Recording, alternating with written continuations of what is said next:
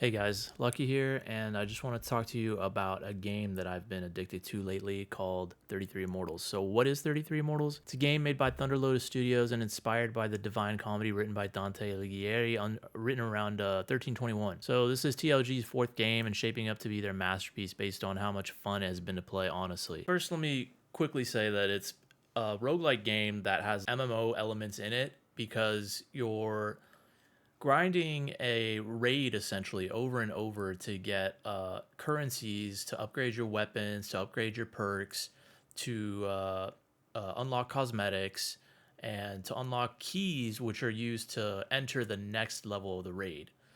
And so there's three levels of the raid: Inferno, Purgatorio, and then Paradiso. Paradiso hasn't come out yet, it's still in development. The whole game is still in early access. It probably won't be 1.0 ready until next year, I want to say. But so the game starts you off in the Dark Woods, which is the lobby area for players to equip their loadout or change out cosmetics.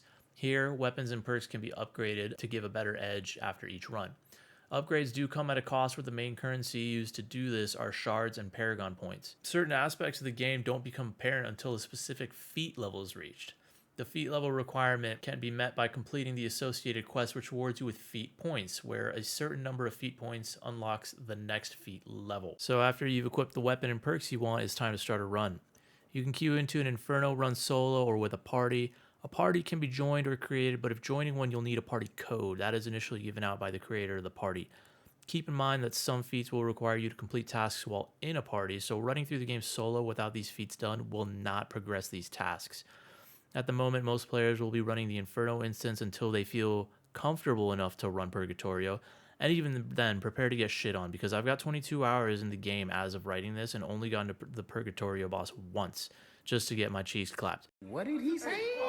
These instances differ in the required number of players, 33 versus 22, and the difficulty the monsters goes up to.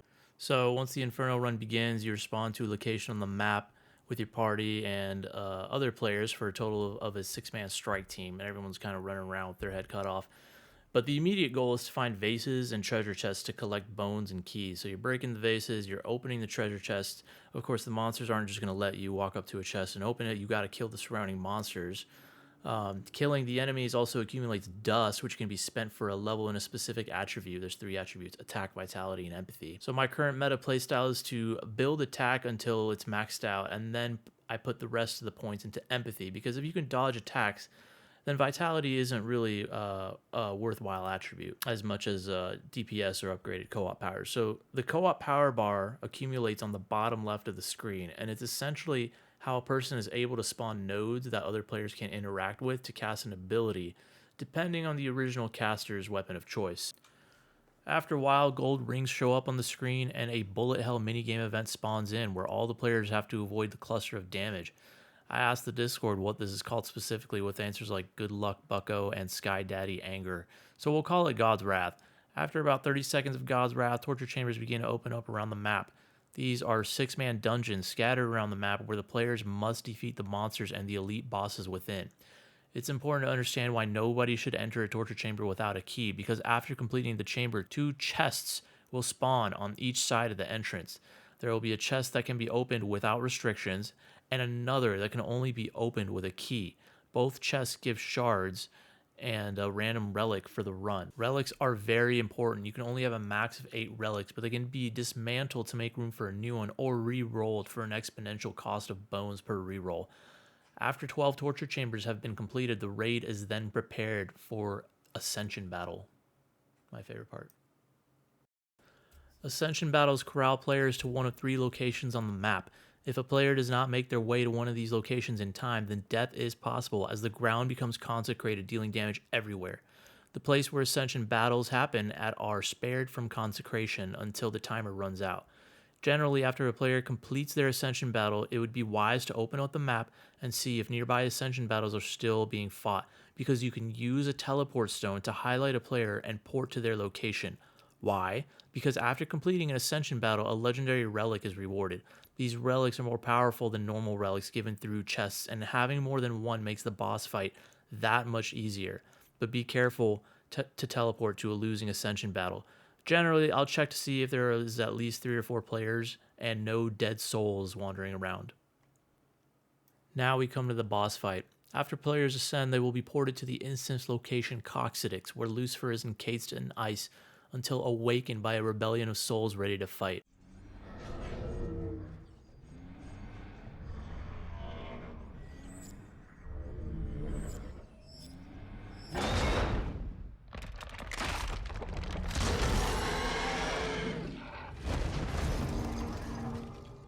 Hopefully you have at least 10 players still alive, as the fight becomes much harder when there's less damage being dished out.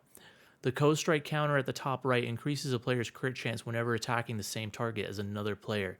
This can increase damage output tremendously, but without enough players, critical hits are sometimes not enough. I won't delve too deep into the mechanics of the boss, but just know that each boss has multiple, and if the requirements for these mechanics are not met, then his next attack can easily wipe a raid. But when you do kill Lucifer, you are met with a boss chest that hands out shards, paragon points, purgatorio keys, and possibly a cosmetic reward, which can be a new weapon skin, halo, cape, pet, or emote. Once a player reaches the scoreboard, their Stardust reward for the run is shown, which can be then used to either unlock certain cosmetics or wish for relics when feat level 8 is reached. So why do I love the game? Each run is an addicting dash to become a damage powerhouse, and once you start hitting massive crits and seeing monsters melt, it's so satisfying. Somewhat akin to playing a MOBA where you start out as a level 1 hero, and once you snowball with the right items and currency, then the monsters become easier to take down and the best challenge waits at the end. I highly recommend this game for people who like to grind and feel like their time is rewarded. The only major bugs I've encountered so far have been where certain feats are not progressing, and the devs have addressed this to detail which ones are going to get fixed in the next patch. People are speculating that the game will make its Steam platform debut once it reaches 1.0, so if the Epic Game Store still deters you, then it might be a year-long wait. That's been my brief pitch on 33 Immortals. Thanks so much to anyone that stuck around till the end. Consider liking the video and subscribing if you want more content like this, and good luck out there.